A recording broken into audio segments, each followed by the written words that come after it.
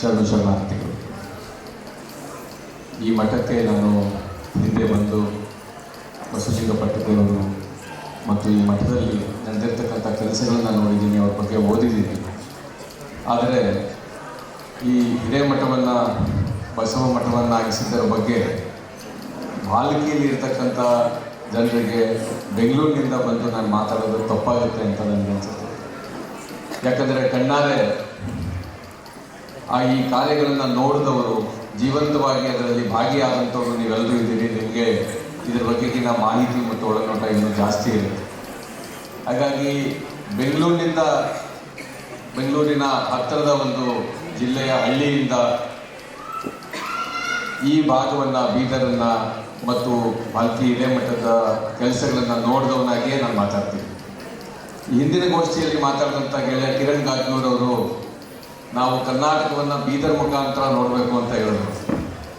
ಆದರೆ ನಾನು ಬೀದರ್ನಲ್ಲಿ ನಡೀತಾ ಇರತಕ್ಕಂಥ ಈ ಮಹತ್ ಕಾರ್ಯದ ಕುರಿತಾಗಿ ಬೆಂಗಳೂರು ಸಮೀಪದ ಹಳ್ಳಿಯೊಂದರಲ್ಲಿ ಹುಟ್ಟಿದವನಿಗೆ ಹೇಗೆ ಕಾಣ್ತು ಇದು ಅನ್ನೋದನ್ನೇ ನಾನು ಮಾತಾಡಬೇಕು ಅಂತ ಅನ್ಕೊಂಡಿದ್ದೆ.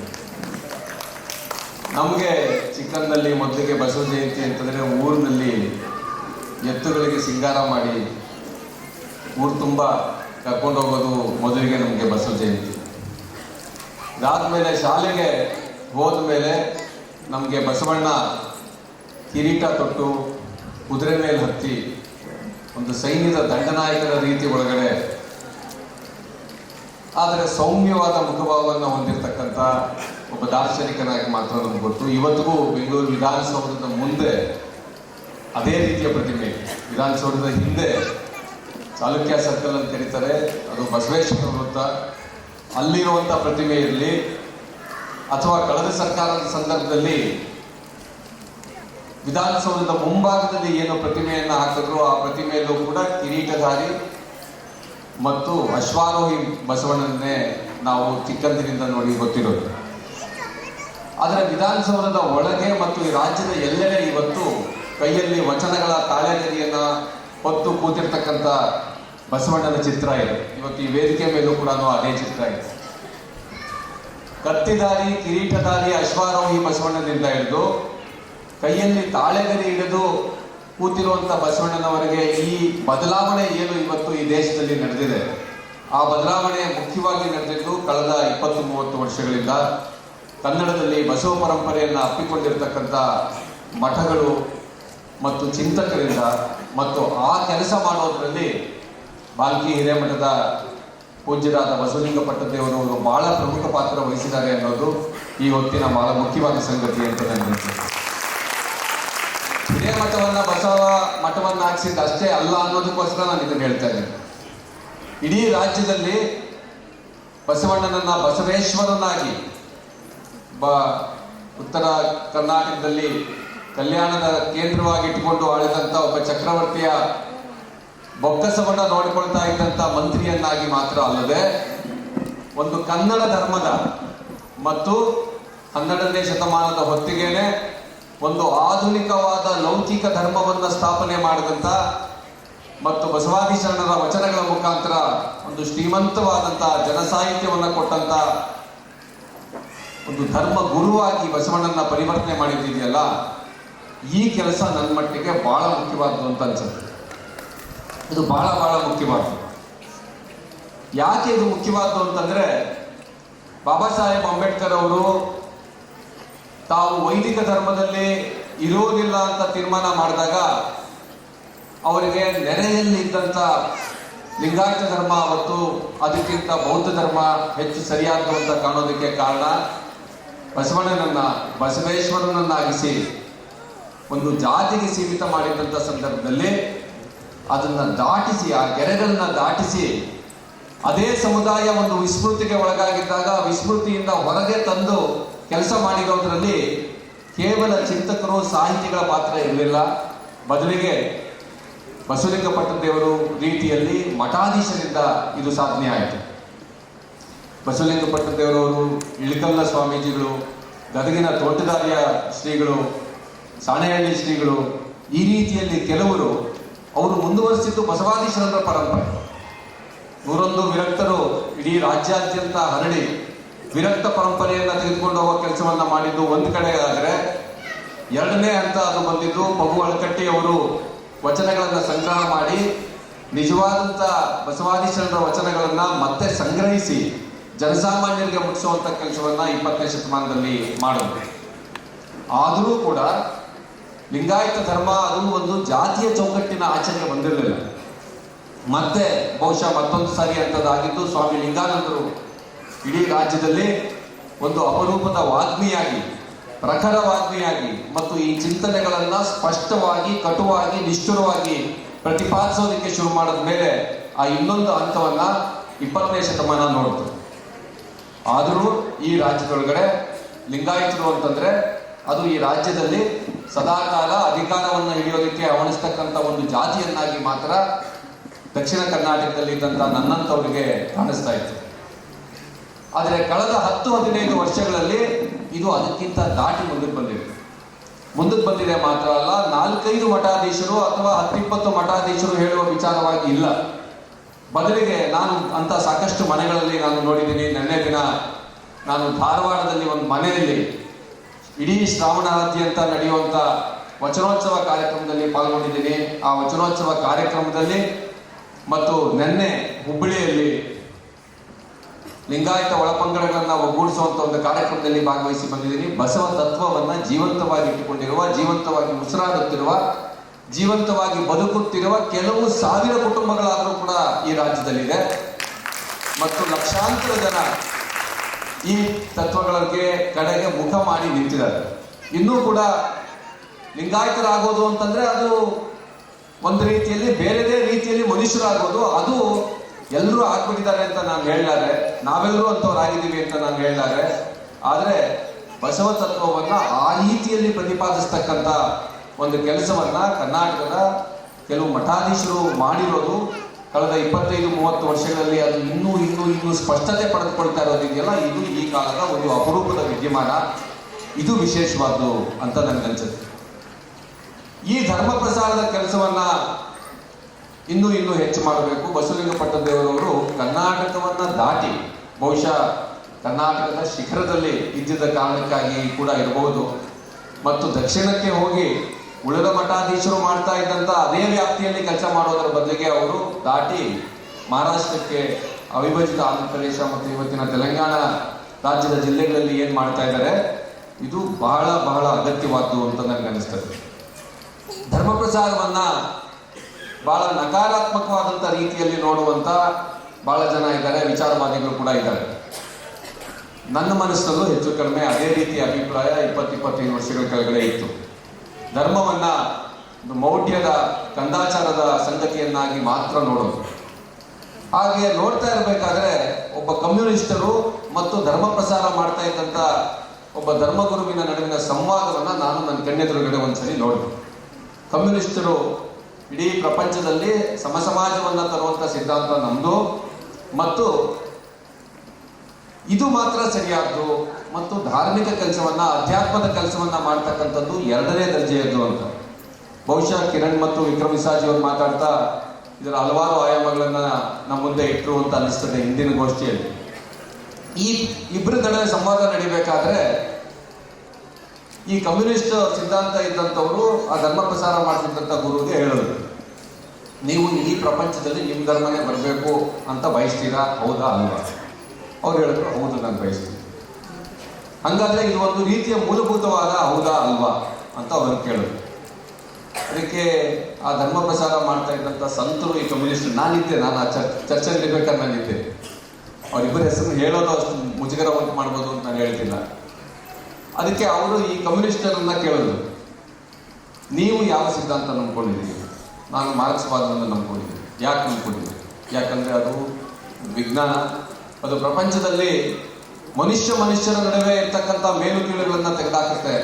ಹಾಗಾಗಿ ನಾನು ಆ ಸಿದ್ಧಾಂತ ನಂಬ್ಕೊಂಡಿದ್ದೀನಿ. ಮತ್ತು ಈ ಸಿದ್ಧಾಂತ ಇಡೀ ಪ್ರಪಂಚದಲ್ಲಿ ಬರಬೇಕು ಅಂತ ನೀವು ಬಯಸ್ತೀರಾ ಇಲ್ವಾ? ಹೌದು, ನಾನು ಬಯಸ್ತೀನಿ. ಮತ್ತೆ ನೀವು ಕೂಡ ಹಾಗಾದ್ರೆ ಮೂಲಭೂತವಾದಿ ಅಂತ ನಾನು ಹೇಳ್ಬೋದಾ? ಯಾಕಂದ್ರೆ ನಾನು ಹೇಳುತ್ತಿರುವ ಧರ್ಮ ಅದು ಕಮ್ಯುನಿಸಂ ಮತ್ತು ಅಧ್ಯಾತ್ಮ ಅಂತ ಹೇಳಿ, ಅದು ಈ ಪ್ರಪಂಚದಲ್ಲಿ ಮನುಷ್ಯರು ಇನ್ನೊಬ್ಬರನ್ನ ಸಮ ಎಂದು ಭಾವಿಸೋದಕ್ಕೆ ಬೇಕಿರ್ತಕ್ಕಂಥ ಒಂದು ಆಂತರ್ಯದ ಬದಲಾವಣೆಯನ್ನು ಮಾಡುವಂಥ ಅಧ್ಯಾತ್ಮವನ್ನು ನಾನು ಸೇರಿಸ್ಕೊಂಡಿದ್ದೀನಿ ಅಂತ ಅವ್ರು ಹೇಳಿದ್ರು.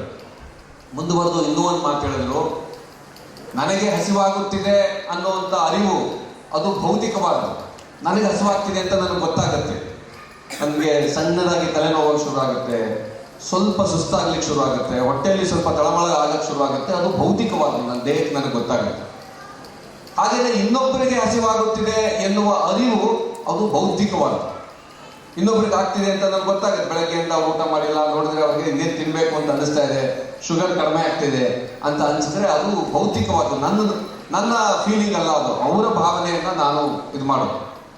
ನನಗೆ ಹಸಿವಾಗುತ್ತಿದೆ ಎನ್ನುವ ಅರಿವು ಭೌತಿಕವಾದ್ದು, ಇನ್ನೊಬ್ಬರಿಗೆ ಹಸಿವಾಗುತ್ತಿದೆ ಎನ್ನುವ ಅರಿವು ಭೌತಿಕವಾದ್ದು, ಇನ್ನೊಬ್ಬರ ಹಸಿವನ್ನು ನನ್ನ ಹಸಿವೆಂದುಕೊಳ್ಳುವುದು ಆಧ್ಯಾತ್ಮಿಕವಾದ್ದು. ಈ ಜಗತ್ತಿನಲ್ಲಿ ಬಂಡಾಯ ಧರ್ಮಗಳು ಅಂತ ನಾವು ಯಾರನ್ನ ಕರಿಬಹುದು. ಆಯಾ ಕಾಲದಲ್ಲಿ ಮನುಷ್ಯ ಸಮಾಜವನ್ನ ಮುಂದಕ್ಕೆ ತೆಗೆದುಕೊಂಡು ಹೋಗಿರುವಂತ ಧರ್ಮಗಳು ಅಂತ ನಾವು ಯಾವುದನ್ನ ಹೇಳ್ಬೋದು. ಅದು ಬುದ್ಧನಿರ್ಬೋದು, ಯೇಸು ಕ್ರಿಸ್ತನಿರ್ಬೋದು, ಪ್ರವಾದಿ ಮೊಹಮ್ಮದರಿರ್ಬೋದು, ಅಥವಾ ಬಸವಾದಿ ಶರಣರಿರ್ಬೋದು. ಅವರು ಬೋಧಿಸಿದಂಥ ಈ ಅಧ್ಯಾತ್ಮ ಏನಿದೆ, ನೆರೆ ಮನೆಯಲ್ಲಿರ್ತಕ್ಕಂಥವ್ರು ಹಸಿವಿನಿಂದ ಇದ್ರೆ ನೀನು ಊಟ ಮಾಡಬಾರ್ದು, ನೀನು ಹೊಟ್ಟೆ ತುಂಬ ಊಟ ಮಾಡಬಾರ್ದು ಅಂತ ಹೇಳುವಂಥ ಅಧ್ಯಾತ್ಮ, ಈ ಅಧ್ಯಾತ್ಮವನ್ನು ಒಳಗೊಂಡಿರುವಂಥ ಲೌಕಿಕ ಧರ್ಮ ಲಿಂಗಾಯತ ಧರ್ಮ ಆಗಿತ್ತು. ಅದರ ಪ್ರಸಾರ ಮಾಡುವಂಥ ಕೆಲಸವನ್ನ ಇನ್ನಷ್ಟು ಮಾಡಬೇಕು ಅಂತೇಳಿ ಬಸವಲಿಂಗ ಪಟ್ಟದೇವರು ಬೀದರ್ನಿಂದ ಆರಂಭಿಸಿ ಅಕ್ಕಪಕ್ಕದ ಈ ರಾಜ್ಯಗಳಿಗೆ ಏನು ತೆಗೆದುಕೊಂಡು ಹೋದ್ರು. ಅದಕ್ಕಾಗಿ ಯಾವ ರೀತಿಯ ಸಾಹಿತ್ಯವನ್ನ ಕನ್ನಡದಲ್ಲೂ, ಮರಾಠಿಯಲ್ಲೂ, ತೆಲುಗುನಲ್ಲೂ ತಂದಿದ್ದಾರೆ. ಇದು ಈ ಕಾಲಕ್ಕೆ ಅಗತ್ಯವಿತ್ತು ಮತ್ತು ಆ ಕೆಲಸವನ್ನ ಮಾಡಿರೋದು ಅವರು ಇದನ್ನ ಬಸವ ಮಠವನ್ನಾಗಿಸೋದ್ರ ಪ್ರತೀಕ ಅಂತ ನನಗೆ ಅನ್ನಿಸ್ತದೆ. ಆದರೆ ನನ್ನ ಮನವಿ ಏನು ಅಂತಂದ್ರೆ, ಇದು ಇನ್ನೂ ಎರಡು ಕಡೆ ನಡೀಬೇಕು. ಒಂದು ಲಿಂಗಾಯತ ಸಮುದಾಯದೊಳಗಡೆ ನಡೀಬೇಕಾಗಿದೆ. ಆ ಕೆಲಸವನ್ನ ಈ ಮಠವೂ ಮಾಡ್ತಾ ಇದೆ, ಇನ್ನೂ ಹಲವಾರು ಜನ ಮಾಡ್ತಾ ಇದ್ದಾರೆ. ಆದರೆ ಆ ಕೆಲಸವನ್ನ ಲಿಂಗಾಯತ ಸಮುದಾಯವನ್ನು ದಾಟಿ ಕೂಡ ಮಾಡಬೇಕಾಗಿದೆ. ಯಾಕಂದ್ರೆ ಒಂದು ಆಧ್ಯಾತ್ಮದ ಕೊರತೆ ಇವತ್ತು ಈ ಸಮಾಜವನ್ನ ಕಾಡ್ತಾ ಇದೆ ಅಂತ ನನಗೆ ಅನ್ಸಿದೆ. ನಾವು ಬೇರೆ ಬೇರೆ ರೀತಿಯ ಬಿಕ್ಕಟ್ಟುಗಳನ್ನ ಮಾತಾಡ್ತೀವಿ. ಆ ಬಿಕ್ಕಟ್ಟು ಅದು ಆರ್ಥಿಕವಾದ ಬಿಕ್ಕಟ್ಟಿನ ಬಗ್ಗೆ ಮಾತಾಡ್ತೀವಿ, ಸಾಮಾಜಿಕವಾದಂಥ ಬಿಕ್ಕಟ್ಟನ್ನು ಮಾತಾಡ್ತೀವಿ, ಹಿಂದುಳಿದ ಪ್ರದೇಶಗಳಲ್ಲಿ ಶೈಕ್ಷಣಿಕ ಬಿಕ್ಕಟ್ಟನ್ನು ಮಾತಾಡ್ತೀವಿ. ಈ ಹಿಂದಿನ ಗೋಷ್ಠಿಯಲ್ಲಿ ಒಂದು ನೈತಿಕ ಬಿಕ್ಕಟ್ಟಿನ ಬಗ್ಗೆ ಪ್ರಸ್ತಾಪ ಮಾಡಲಾಯಿತು. ನನಗನ್ಸುತ್ತೆ ಒಂದು ಆಧ್ಯಾತ್ಮಿಕ ಬಿಕ್ಕಟ್ಟು ಇವತ್ತು ಈ ದೇಶ ಎದುರಿಸ್ತಾ ಇದೆ. ತನ್ನ ಸಹಜೀವಿಗಳನ್ನ ಮನುಷ್ಯರೆಂದು ಒಪ್ಪಿಕೊಳ್ಳದ, ತನ್ನ ಸಹಜೀವಿಗಳ ಕುರಿತಾಗಿ ತಾರತಮ್ಯದ ಭಾವನೆಯನ್ನು ಹೊಂದಿರುವ, ತನ್ನ ಸಹಜೀವಿಗಳ ಕುರಿತಾಗಿ ದ್ವೇಷದ ಭಾವನೆಯನ್ನು ಹೊಂದಿರತಕ್ಕಂಥ ಸಿದ್ಧಾಂತವನ್ನ ಇವತ್ತು ಈ ದೇಶದಲ್ಲಿ ಮತ್ತು ಪ್ರಪಂಚದ ಎಲ್ಲೆಡೆ ಹರಡಿಸಲಾಗ್ತಿದೆ. ಬಹಳ ವ್ಯವಸ್ಥಿತವಾಗಿ ಹರಡಿಸಲಾಗ್ತಿದೆ. ಕೆಲವು ಸಮುದಾಯಗಳನ್ನ ಗುರಿ ಮಾಡಿ ದ್ವೇಷ ಪೂರಿತವಾದಂತಹ ಸುಳ್ಳುಗಳನ್ನ ಹರಡಲಾಗ್ತಾ ಇದೆ. ಇಂಥ ಸಂದರ್ಭದಲ್ಲಿ ಕೇವಲ ರಾಜಕೀಯ ಚಿಂತನೆ, ಕೇವಲ ವೈಚಾರಿಕವಾದಂತಹ ಚಿಂತನೆ ಸಾಕಾಗೋದಿಲ್ಲ. ನಮ್ಮ ಪಕ್ಕದಲ್ಲಿದ್ದವರನ್ನ ಸಮಾನರೆಂದು ಒಪ್ಪಿಕೊಳ್ಳುವ ಒಂದು ಭಾವನೆಯನ್ನ ಮೂಡಿಸಬೇಕಾಗಿರೋದು ನಮ್ಮ ಆಂತರ್ಯದಲ್ಲಿ. ಈ ಯಾರ ಆಂತರ್ಯದಲ್ಲಿ ಅಂದ್ರೆ, ಯಾರು ಶೋಷಣೆಗೆ ಒಳಗಾಗಿದ್ದಾರೋ ಅವರ ಆಂತರ್ಯದಲ್ಲಲ್ಲ, ಯಾರು ಈ ರೀತಿಯಾದಂಥ ದುಷ್ಟ ಭಾವನೆಯನ್ನು ಹೊಂದಿದ್ದಾರೆ ಅವರ ಆಂತರ್ಯದಲ್ಲಿ ಈ ಬದಲಾವಣೆಯನ್ನು ಬರಬೇಕು. ಹಾಗಾಗಿನೇ ನನಗೆ ಬಾಬಾ ಸಾಹೇಬರ ಆಚೆಗೆ ಮಹಾತ್ಮ ಗಾಂಧಿಯವರು, ಬಸವಣ್ಣ ಮತ್ತು ಈ ರೀತಿಯಾದಂಥ ಅಧ್ಯಾತ್ಮವನ್ನು ಬೋಧಿಸಿದ ಎಲ್ಲರೂ ಮುಖ್ಯ ಅಂತ ನನಗೆ ಅನಿಸೋದು ಆ ಕಾರಣಕ್ಕಾಗಿ. ಲಿಂಗಾಯತ ಸಮುದಾಯದಲ್ಲಿ ಮಾತ್ರ ಅಲ್ಲದೆ ಈ ರಾಜ್ಯದ ಎಲ್ಲ ಸಮುದಾಯಗಳ ಒಳಗಡೆ ಬಸವಣ್ಣ ಇಳಿಬೇಕಾಗಿದೆ. ಬಸವಣ್ಣ ನಮ್ಮ ಆಂತರ್ಯದೊಳಗಡೆ ಇಳಿಬೇಕಾಗಿದೆ.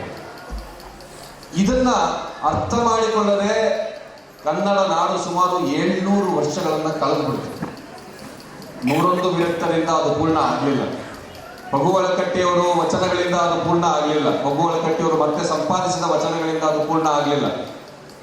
ಕಳೆದ 40-50 ವರ್ಷಗಳಿಂದ ಮತ್ತೆ ಆಯಿತು. ಕನ್ನಡದ ದೊಡ್ಡ ದೊಡ್ಡ ನಾಟಕಕಾರರು ಬಸವಣ್ಣನ ಕುರಿತು ನಾಟಕ ಬರೆದರು. ಸಂಕ್ರಾಂತಿ ಬಂತು, ತಲೆದಂಡ ಬಂತು, ಮಹಾಚೈತ್ರ ಬಂತು, ಹಲವಾರು ಜನ ಇದನ್ನ ಬರೆದರು. ಮತ್ತು ಸ್ವಾಮಿ ಲಿಂಗಾನಂದರು ಜನಸಾಮಾನ್ಯರ ಮಧ್ಯೆ ಇದನ್ನ ತೆಗೆದುಕೊಂಡು ಹೋಗೋದಕ್ಕೆ ಬಹಳ ವಿಚಾರಪೂರಿತವಾದಂಥ ಭಾಷಣಗಳ ಮೂಲಕ ಅದನ್ನು ಮತ್ತೆ ಶುರು ಮಾಡಿದ್ರು. ಮಾತಾಜಿಯವರು ಅದನ್ನು ನಡೆಸಿದ್ರು. ಇದರಲ್ಲಿ ಆ ರೀತಿಯಾದಂಥ ಮಠಾಧೀಶರನ್ನ ಒಗ್ಗೂಡಿಸ್ತಕ್ಕಂಥ ಕೆಲಸವನ್ನ ಲಿಂಗಾಯತ ಮಠಾಧಿಪತಿಗಳ ಒಕ್ಕೂಟದ ಮುಖಾಂತರ ಪೂಜ್ಯ ಬಸವಲಿಂಗ ಪಟ್ಟದೇವರು ಮಾಡ್ತಾ ಇದ್ದಾರೆ. ಸ್ಪಷ್ಟವಾದ ನಿಲುವುಗಳನ್ನು ಅವರು ತೆಗೆದುಕೊಳ್ತಾ ಇದ್ದಾರೆ. ಇಂಥದೊಂದು ವೇದಿಕೆ ಇದ್ರೆ ಈ ರೀತಿ ಇದ್ರೆ ನಾನು ಬರೋದಿಲ್ಲ ಅನ್ನೋಂಥ ಮಾತನ್ನ ಧೈರ್ಯವಾಗಿ ಅವ್ರು ಹೇಳ್ತಾರೆ. ಅವ್ರ ಜೊತೆ ಮಾತಾಡಿದ್ರೆ, ಪಕ್ಕದಲ್ಲಿ ಕೂತ್ರೆ ಅವ್ರದ್ದು ನಮಗೆ ಕೇಳಿಸೋದಿಲ್ವೇನೋ ಅನ್ನುವಷ್ಟು ಮೆಲುದನಿಯಲ್ಲಿ ಮಾತಾಡ್ತಾರೆ ಅವರು. ಆದರೆ ಬಸವ ತತ್ವದ ಕುರಿತು ಅವರು ಇಲ್ಲಿ ತನಕ ವ್ಯಕ್ತಪಡಿಸಿರೋ ನಿಲುವುಗಳು ಹಾಗಿಲ್ಲ. ಆ ನಿಲುವುಗಳು ಸ್ಪಷ್ಟವಾಗಿದೆ. ಬಸವ ಕಲ್ಯಾಣದಲ್ಲಿ ಅಡ್ಡಪಲ್ಲಕ್ಕಿ ಉತ್ಸವ ಈಗ ನಿಂತೋಗಿದೆ, ಅದರ ಬದಲಿಗೆ ನಾವು ವಾಹನದ ಮೇಲೆ ನಡೆಸ್ತೀವಿ ಅಂತ ಹೇಳ್ತಾರೆ ಅಂದ್ರೆ ಅದಕ್ಕೆ ಬಾಲ್ಕಿ ಮಠದ ಗುರುಗಳು ಅದರ ಬಗ್ಗೆ ಧೈರ್ಯಿಸ್ತಾರೆ ಅನ್ನೋದು ಅದಕ್ಕೆ ಕಾರಣ ಆಗಿದೆ. ಈ ತತ್ವವನ್ನ ಕರ್ನಾಟಕದಾದ್ಯಂತ ತೆಗೆದುಕೊಂಡು ಹೋಗೋ ಅಗತ್ಯ ಇದೆ. ಯಾಕಂದ್ರೆ ಬಸವ ಧರ್ಮ ಕನ್ನಡ ಧರ್ಮ. ಇದು ಕನ್ನಡ ಧರ್ಮ ಅಂತ ಹೇಳ್ತಾ ಇರೋದು ಕರ್ನಾಟಕದಲ್ಲಿ ಹುಟ್ಟಿದೆ ಅನ್ನೋಂಥ ಕಾರಣಕ್ಕಾಗಿ ಮಾತ್ರ ಅಲ್ಲ. ಇದನ್ನ ಇದೇ ಸಭಾಂಗಣದಲ್ಲಿ ನಾನು ವಿದ್ಯಾರ್ಥಿಗಳನ್ನು ಉದ್ದೇಶಿಸಿ ಹಿಂದೆ ಮಾತಾಡಿದಾಗ ಇದನ್ನ ನಾನು ಹೇಳಿದ್ದೆ. ನಾವು ಯಾವುದನ್ನ ಇವತ್ತು ರಾಷ್ಟ್ರಗಳು, ದೇಶಗಳು ಅಂತ ಕರೀತಾ ಇದ್ದೀವಿ, ಕನ್ನಡ ದೇಶ, ತಮಿಳು ದೇಶ, ತೆಲುಗು ದೇಶ ಅಥವಾ ಇಂಗ್ಲೆಂಡು, ಫ್ರಾನ್ಸು ಇದೆಲ್ಲ ಹೇಳ್ತಾ ಇದ್ದೀವಿ. ಇದೆಲ್ಲ ಈ ರೀತಿಯಲ್ಲಿ ರೂಪುಗೊಂಡಿದ್ದು, ಈ ರಾಷ್ಟ್ರೀಯತೆಗಳು ಅನ್ನೋದು ರೂಪುಗೊಂಡಿದ್ದು ಸುಮಾರು 700ರಿಂದ 1000 ವರ್ಷಗಳಿಂದ ಪ್ರಪಂಚದ ಬೇರೆ ಬೇರೆ ಭಾಗದಲ್ಲಿ ರೂಪುಗೊಳ್ತಾ ಬಂದಿದೆ. ಭಾಷೆಯನ್ನು ಆಧರಿಸಿ ಒಂದೇ ಭಾಷೆ ಮಾತನಾಡ್ತಕ್ಕಂಥ ಜನ ನಾವೆಲ್ಲ ಒಂದು ಅನ್ನುವ ಭಾವನೆಯ ರಾಷ್ಟ್ರೀಯತೆ ಏನಿದೆ, ಇದು ಮೂಡಕ್ಕೆ ಶುರುವಾಗಿದ್ದು 800-1000 ವರ್ಷಗಳ ಕೆಳಗಡೆ ಪ್ರಪಂಚದ ಬೇರೆ ಬೇರೆ ಭಾಗದಲ್ಲಿ. ಆದರೆ ಜನಸಾಮಾನ್ಯರನ್ನ ಒಂದು ಭಾಷೆಯ ಚೌಕಟ್ಟಿನಲ್ಲಿ ಒಂದುಗೂಡಿಸ್ತಕ್ಕಂಥ ಕೆಲಸವನ್ನ ಮಹಾನ್ ಗ್ರಂಥಗಳು ಮಾಡೋದಕ್ಕೆ ಸಾಧ್ಯ ಆಗೋದಿಲ್ಲ. ಯಾಕಂದ್ರೆ ಆ ಮಹಾನ್ ಗ್ರಂಥಗಳು ಛಂದಸ್ಸಿನ ಕಟ್ಟುಪಾಡಿನಲ್ಲಿ ಇರತಕ್ಕಂಥ ಆ ಭಾಷೆ ಜನರಿಗೆ ತಲುಪೋದಿಲ್ಲ. ವಾಲ್ಮೀಕಿ ರಾಮಾಯಣದಿಂದ ರಾಮಾಯಣ ಹೆಚ್ಚು ಪ್ರಸಿದ್ಧಿಗೆ ಬರಲಿಲ್ಲ. ತುಳಸಿದಾಸರ ರಾಮಾಯಣದಿಂದ ರಾಮಾಯಣ ಪ್ರಸಿದ್ಧಿಗೆ ಬಂದಿದ್ದು. ಯಾಕಂದ್ರೆ ತುಳಸಿದಾಸರು ಜನಸಾಮಾನ್ಯರು ಮಾತನಾಡ್ತಕ್ಕಂಥ ಭಾಷೆಯಲ್ಲಿ ರಾಮಾಯಣವನ್ನು ಬರೆದರು. ಹಾಗೇನೆ ಕನ್ನಡ ನಾಡು ಚರಿತ್ರೆಯ ಒಂದು ಕಾಲಘಟ್ಟದಲ್ಲಿ ಎಲ್ಲರನ್ನೂ ಬೆಸೆಯುವಂತ ಒಂದು ವಾತಾವರಣ ಕನ್ನಡ ನಾಡಿನಲ್ಲಿ ಉಂಟಾಗಿದ್ದು 12ನೇ ಶತಮಾನದಲ್ಲಿ. ಯಾಕಂದ್ರೆ ಜನಸಾಮಾನ್ಯರ ಬದುಕಿಗೆ ಸಂಬಂಧಪಟ್ಟಂತ, ಅವರ ಲೌಕಿಕ ಬದುಕಿಗೆ ಸಂಬಂಧಪಟ್ಟಂತ ಸಂಗತಿಗಳನ್ನ, ಅದರಲ್ಲಿ ಇರಬೇಕಾಗಿದ್ದಂಥ ಮೌಲ್ಯಗಳನ್ನ ಅತ್ಯಂತ ಸರಳಗನ್ನಡದಲ್ಲಿ, ತಿಳಿಗನ್ನಡದಲ್ಲಿ ಹೇಳಲಿಕ್ಕೆ ಸಾಧ್ಯ ಆಗಿದ್ದು ಜನಸಾಮಾನ್ಯರ ಮಧ್ಯದಿಂದ ಮೇಲೆದ್ದು ಬಂದಿರತಕ್ಕಂಥ ವಚನಕಾರರು, ವಚನಕಾರ್ತಿಯರಿಂದ ಹೊರಬಂದಿದ್ದು. ಮತ್ತು ಅಲ್ಲಿಂದನೇ ಕನ್ನಡ ನಾಡು ಅನ್ನೋದು ಒಂದು ಸಾಂಸ್ಕೃತಿಕ ಎಲ್ಲೆಯನ್ನ, ಸೀಮೆಯನ್ನ ಪಡ್ಕೊಳ್ಳೋಕ್ಕೆ ಶುರು ಮಾಡಿತ್ತು. ಕನ್ನಡ ಮಾತನಾಡ್ತಾ ಇದ್ದಂಥ ಒಬ್ಬ ರಾಜ ತನ್ನ ಸಾಮ್ರಾಜ್ಯ ಇಂಥದ್ದು ಅಂತ ಗುರುತಿಸೋದ್ರಿಂದ ಒಂದು ರಾಷ್ಟ್ರೀಯತೆ ರೂಪುಗೊಳ್ಳೋದಿಲ್ಲ. ಬದಲಿಗೆ ಕನ್ನಡ ಮಾತನಾಡ್ತಕ್ಕಂಥ ಜನರನ್ನ ಒಂದು ಬಂಧದೊಳಗಡೆ ಬೆಸೆಯತಕ್ಕಂಥ ಯಾವುದಾದ್ರೂ ಒಂದು ವಿದ್ಯಮಾನ ನಡೀಬೇಕು. 12ನೇ ಶತಮಾನದಲ್ಲಿ ನಡೆದದ್ದು ಅಂಥದ್ದೊಂದು ವಿದ್ಯಮಾನ. ಹಾಗಾಗಿ ಕನ್ನಡ ನಾಡನ್ನ ಇವತ್ತು ಬೆಸೆದಿರೋದಕ್ಕೆ ಆರಂಭ ಬಿಂದುವಾಗಿ ಬಂದಿರತಕ್ಕಂಥದ್ದು ಬಸವಾದಿ ಶರಣರು ಏನು ಒಂದು ಚಳವಳಿಯನ್ನ, ಶರಣ ಚಳವಳಿಯನ್ನ, ವಚನ ಚಳವಳಿಯನ್ನ ಆರಂಭಿಸಿದ್ರು ಅಲ್ಲಿಂದ. ಅದರಿಂದ ಹಾಗಾಗಿ ಇದು ಕನ್ನಡ ಧರ್ಮ ಅಂತ ನಾನು ಹೇಳ್ತೀನಿ. ಕನ್ನಡದಲ್ಲಿ, ಯಾಕಂದ್ರೆ ಇದು ಮರಾಠಿಗೆ ಅನುವಾದ ಆಗ್ತಾ ಇದೆ, ತೆಲುಗುಗೆ ಅನುವಾದ ಆಗ್ತಿದೆ, ಇದು ಇನ್ನೂ ತಮಿಳಿಗೆ ಅನುವಾದ ಆಗಬೇಕು, ಹಿಂದಿಗೆ ಅನುವಾದ ಆಗಬೇಕು, ಇಂಗ್ಲಿಷ್ಗೆ ಅನುವಾದ ಆಗಬೇಕು. ಇಡೀ ಜಗತ್ತಿಗೆ ಇಂಥದ್ದೊಂದು 800 ವರ್ಷಗಳ ಕೆಳಗೆ ಈ ನೆಲದಲ್ಲಿ ನಡೆದಿತ್ತು ಅನ್ನೋದನ್ನ ನಾವು ಸಾರಿ ಹೇಳಬೇಕು. ಆದರೆ ಕನ್ನಡಿಗರು ಇದರ ಬಗ್ಗೆ ಹೆಮ್ಮೆ ಪಡಬೇಕು. ಕನ್ನಡಿಗರು ಇದರ ಬಗ್ಗೆ ಹೆಮ್ಮೆ ಪಟ್ಟು ನಮ್ಮ ನೆಲದಲ್ಲಿ ಇದು ಇತ್ತು ಅಂತ. ಆದರೆ ಅದನ್ನು ಹೇಳಬೇಕಾದ್ರೆ ಅದನ್ನ ಒಂದು ನಮ್ಮದು ಮಾತ್ರ ಶ್ರೇಷ್ಠ, ಉಳಿದವ್ರನ್ನ ನಾವು ಕನಿಷ್ಠಗೊಳಿಸ್ತಕ್ಕಂಥದ್ದು ಅಥವಾ ಇನ್ಯಾವುದೋ ಸಮುದಾಯವನ್ನ ಗುರಿ ಮಾಡ್ತಕ್ಕಂಥದ್ದು, ದ್ವೇಷವನ್ನ ಹಬ್ಬಿಸ್ತಕ್ಕಂಥದ್ದು ಆಗದೆ ಬಸವಾದಿ ಶರಣರ ಆಶಯಗಳನ್ನ ತಲುಪಿಸೋದಕ್ಕೆ ಒಂದು ಸರಿಯಾದಂತಹ ವೇದಿಕೆ ಬೇಕು. ಆ ವೇದಿಕೆ ಕರ್ನಾಟಕದಲ್ಲಿ ರೂಪುಗೊಳ್ತಾ ಇದೆ. ಅದು ಒಂದು 30-40 ವರ್ಷಗಳ ಕೆಳಗಡೆ ಕೆಲವು ಕನ್ನಡದ ನಾಟಕಕಾರರು, ಶ್ರೇಷ್ಠ ಲೇಖಕರು ಅದನ್ನ ಮಾಡಿದ್ರೆ, ಕೆಲವು ರಾಜಕಾರಣಿಗಳು, ಚಿಂತಕರು, ಪ್ರೊಫೆಸರ್ ಕಲಬುರ್ಗಿ ಅವರಂತ ವಿದ್ವಾಂಸರು ಅದನ್ನ ಸಾರಾಂಶ ರೂಪದಲ್ಲಿ ತಂದಿದ್ರೆ ಅದನ್ನ ಜನರ ಮನೆಗೆ ಮತ್ತು ಮನಕ್ಕೆ ತಲುಪಿಸ್ತಕ್ಕಂಥ ಕೆಲಸವನ್ನ ಮಾಡಕ್ಕೆ ಸಾಧ್ಯ ಇರೋದು ಸಂತರಿಗೆ, ಮಠಾಧೀಶರಿಗೆ. ಆ ಕೆಲಸವನ್ನ ಕರ್ನಾಟಕದ ಲಿಂಗಾಯತ ಮಠಾಧೀಶರ ಒಕ್ಕೂಟ ಮಾಡಕ್ಕೆ ಹೊರಟಿದೆ ಮತ್ತು ಪೂಜ್ಯ ಬಸವಲಿಂಗ ಪಟ್ಟದೇವರು ಅದರ ನೇತೃತ್ವ ವಹಿಸಿದ್ದಾರೆ ಅನ್ನೋದೇ ಇದು ಮುಂದಕ್ಕೆ ಚೆನ್ನಾಗಿ ನಡೆಯುತ್ತೆ ಅನ್ನುವಂಥ ವಿಶ್ವಾಸವನ್ನು ನಮಗೆ ಕೊಡ್ತೇವೆ. ಈಗ ಸೆಪ್ಟೆಂಬರ್ ತಿಂಗಳಲ್ಲಿ ಬಸವ ಸಂಸ್ಕೃತಿ ಅಭಿಯಾನದಿಂದ ಅದನ್ನು ಮುಂದಕ್ಕೆ ತೆಗೆದುಕೊಂಡು ಹೊರಟಿದ್ದಾರೆ. ಬಸವಣ್ಣನವರನ್ನ ಕರ್ನಾಟಕದ ಸಾಂಸ್ಕೃತಿಕ ನಾಯಕ ಅಂತ ಘೋಷಿಸಿರ್ತಕ್ಕಂಥದ್ದು ಈ ಸಂದರ್ಭದಲ್ಲಿ ಒಂದು ನೆಪ. ಆದರೆ ಈ ಚಿಂತನೆಯನ್ನ ಹಬ್ಬಿಸ್ತಕ್ಕಂಥದ್ದು ಅದು ಅದರ ಮುಖ್ಯವಾದಂಥ ಉದ್ದೇಶ ಆಗಿದೆ. ಸೆಪ್ಟೆಂಬರ್ನಲ್ಲಿ ನಡೆಯುತ್ತೆ. ಅಕ್ಟೋಬರ್ 5ಕ್ಕೆ ಬೆಂಗಳೂರಿನಲ್ಲಿ ಒಂದು ಕಾರ್ಯಕ್ರಮದಲ್ಲಿ ಅದು ಸಮಾರೋಪಗೊಳ್ಳುತ್ತೆ. ಆದರೆ ಈ ಚಿಂತನೆ, ಈ ಆಧ್ಯಾತ್ಮ ಮತ್ತು ಈ ಕನ್ನಡ ಧರ್ಮವನ್ನ ವಿಶ್ವಮಾನ್ಯವಾಗಿಸ್ತಕ್ಕಂಥದ್ದು ಮತ್ತು ಕರ್ನಾಟಕದ ಎಲ್ಲ ಜಾತಿ ಧರ್ಮಗಳ ಜನಸಾಮಾನ್ಯರ ಮನಸ್ಸಿನೊಳಗಡೆ ಇಳಿಸ್ತಕ್ಕಂಥ ಕೆಲಸ ಬಾಕಿ ಇದೆ. ಆ ಕೆಲಸಕ್ಕೆ ಪೂಜ್ಯ ಬಸವಲಿಂಗ ಪಟ್ಟದ್ದಿಯವರು ಅವರು ಹಾಕಿಕೊಟ್ಟಿರುವಂತಹ ಹಾದಿಯಲ್ಲಿ ಅವರ ನೇತೃತ್ವದಲ್ಲಿ ನಾವೆಲ್ಲರೂ ಮುನ್ನಡೆಯೋಣ ಅಂತ ಹೇಳ್ತಾ ನನ್ನ ಮಾತನ್ನು ಮುಗಿಸ್ತೀನಿ. ನಮಸ್ಕಾರ.